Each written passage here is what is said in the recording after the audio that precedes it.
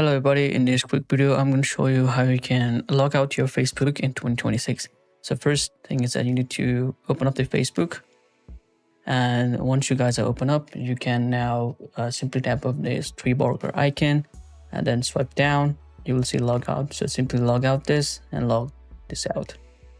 So when you guys log out, you are still able to continue your profile from here. So if I continue, it will log in back. All right. So to completely remove this account, you need to first log this out. Now tap on this three-dot icon and remove profiles, and simply tap on remove. And yeah, simply remove this. And there you go. Now you guys are free from the accounts that has been logged in.